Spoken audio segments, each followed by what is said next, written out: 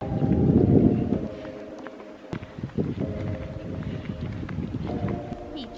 down. Good down, good girl. Right, yeah! Come! Good girl!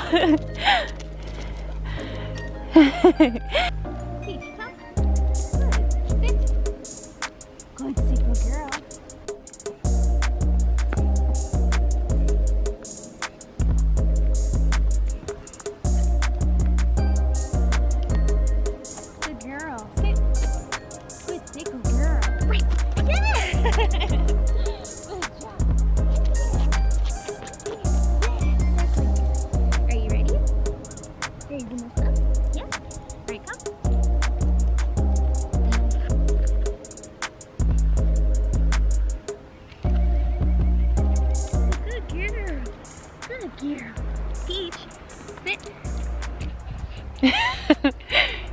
Hey guys, and welcome back to the channel. On today's video, we are going to be talking about 3 red flags you need to look out for if you are looking for a dog trainer. Before we get started on this video, don't forget to like and subscribe.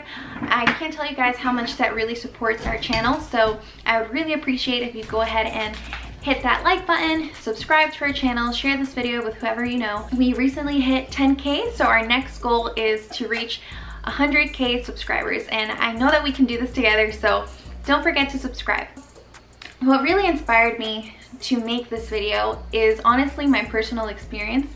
For those of you who know and for those of you who don't know, the first trainer that we hired for our Cane Corso Dante left such a bad impression on him that he left that training being very reactive with people.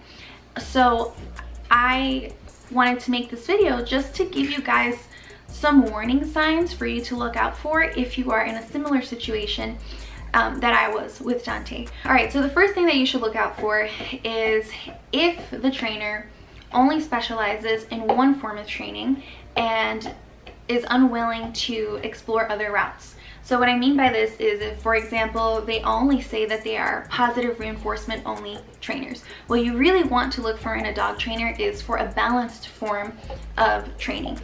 So you want to find a trainer that's well versed in different techniques of training, because when it comes to you and your dog, there might be some things that are going to have a little bit of a trial and error phase. So you want to make sure that the person that you get is well versed, because just think about it. If your dog has an issue and this person only knows one form of training, you're going to continue to try the same thing over and over again expecting different results, which is literally the definition of insanity. There should be techniques to handle good behavior as well as negative behavior, right? And ways that the trainer should teach you for you to handle those things accordingly with your dog. And another thing that is really important with a balanced type of training is that every dog and every dog breed have different needs. So some things that may work with a Cane Corso may not work with, let's say, maybe a Rottweiler or a German Shepherd.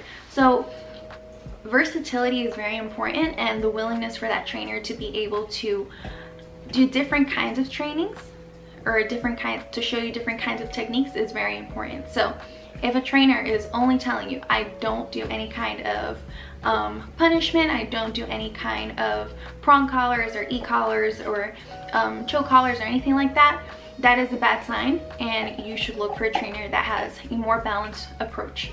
Another red flag that you should look out for when looking for a dog trainer is if once you are already in the training, the trainer does not allow you to participate in the training that is going on with your dog, or if the trainer takes your dog out of sight. So it's very important that the trainer allows you to participate, allows you to try different training techniques, as well as never, never, never, ever, ever takes your dog out of your sight, out of your view. Everything that he can do, any kind of correction should be done in front of you. You always want there to be transparency with your dog, and a good dog trainer is not only going to be training your dog but also training you. So it's very important that the dog trainer is involving you and including you with all of the techniques and explaining everything that's going on with transparency.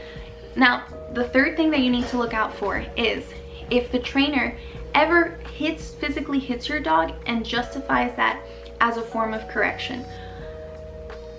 nobody should ever lay hands on your dog. You shouldn't even be like smacking your dog or anything like that. That is not the best way that dogs learn, right? So I know that this seems a little bit like, obviously, like I wouldn't let anybody hit my dog, but when you are caught up in going to these courses or attending these classes or whatever it is, and you are there and you're listening to the expert, right? A lot of times people might feel unsure to intervene. So this is something very, very important, and something that I've heard, and I've had some of you guys tell me that has happened with your dog, and whether this is okay or not. So immediately, that is a red flag, right? If your trainer, just think about it, if the trainer is physically hitting your dog, or just to justify, hey, this is a form of correction, that shows me a total lack of knowledge, because there are so many tools and there are so many other ways to correct your dog. There are slip leads, there are prong collars, there are leash pops, there are so many things that you can do to communicate with your dog more effectively. So now that we've gone over all the things that a dog trainer should never do, right, and things that you should look out for when hiring a dog trainer, let's just talk about the things that make a very good dog trainer. So things that make a very good dog trainer is a balanced form of training, right? Total transparency and communication, and a trainer that is training you how to address certain situations and that is doing their best to try to recreate situations that may trigger your dog if you have a reactive or aggressive dog, right? You want to find a trainer that's going to be able to be working with you one-on-one and to be able to dedicate their time to you and your dog alone. Group sessions with dogs have their pros, right? But I would say that it's not the best way to introduce obedience training. For example, if your goal is just to go into a class and get like a little diploma for your dog and have them socialize, right? Okay, but if you want a dog that's going to be obedient, and if you want a dog, you want to take your dog to the next level, then you should look for a trainer with all of these qualities. So that is what I wanted to share with you guys today. I hope you guys found this video helpful. Don't forget to like and subscribe, and don't forget to comment down below for any other video ideas or anything that you would like to see. I do have a bunch of videos listed on the calendar for this month, so I'm very excited about that, and a couple of them are one of your suggestions. So go ahead and comment any of your suggestions. You may see your video suggestion appear soon. So thank you so much for watching, and see you guys soon. Bye.